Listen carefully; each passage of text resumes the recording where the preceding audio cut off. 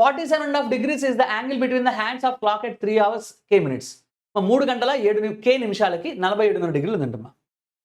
అంటే సింపుల్గా నేను ఏమనుకుంటానంటే ఈ కే వాల్యూ కనుక్కోవాలంటే ఇది 3 గంటల తర్వాత k నిమిషాలు కాబట్టి 3కి 4కి మధ్యలో ఎప్పుడు k మినిట్స్ వస్తుందో నేను కనుక వెరిఫై చేసుకుంటే ఎప్పుడు k మినిట్స్ అంటే 47.5 degrees వస్తుందో వెరిఫై చేస్తే k వచ్చేస్తుంది. అంటే అప్పుడు 2 పాసిబిలిటీస్ ఉంటాయి కదా. Okay, let's see that. And the hands of the clock coincide with each other at 3 hours L minutes. 3 గంటల L నిమిషాలకి 2 కోయిన్సైడ్ అవుతాయి.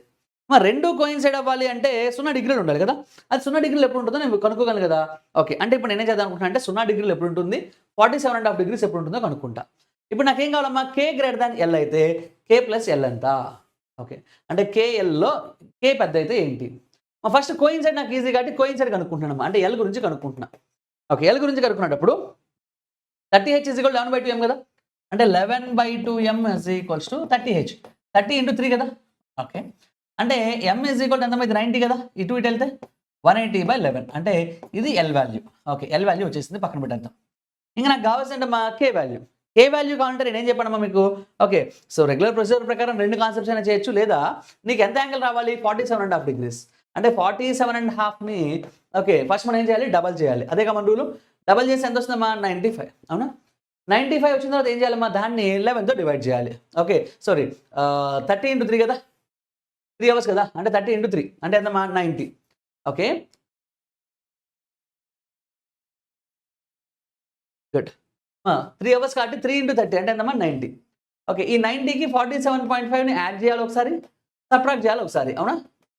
90కి 47.5 యాడ్ చేస్తే 137.5, సబ్ట్రాక్ట్ చేస్తే 42.5. నెక్స్ట్ కేసు ఏం చేయాలమ్మా, డబల్ చేయాలి. అంటే డబల్ చేసేది ఎంత, 275. ఓకే, డబల్ చేసేది ఎంతమ్మా, 85. నెక్స్ట్ బై 11 చేయాలి. అవునా. ఇప్పుడు ఈ రెండు కూడా k వాల్యూసే, కానీ నాకేం చెప్పాడమ్మా, k is greater than L. L అనేది 180/11 అయినప్పుడు దానికన్నా ఎక్కువ అంటే 85/11 వర్కౌట్ అవుతుందిగా. అంటే అది ఎంత అవుతుందమ్మా, 275/11 అవుతుంది. అవునా. ఓకే, ఇప్పుడు నాకు కావాల్సిన ఆన్సర్ ఏంటి, ఇది k వాల్యూ అని నాకు అర్థమైంది, ఇది L వాల్యూ అని నాకు అర్థమైంది. అవునా. k L రెండు వచ్చాయి కాబట్టి వాడు ఏమంటున్నాడమ్మా, k plus L అంటే రెండింటిని యాడ్ చేద్దాం. అంటే 275/11 + 180/11.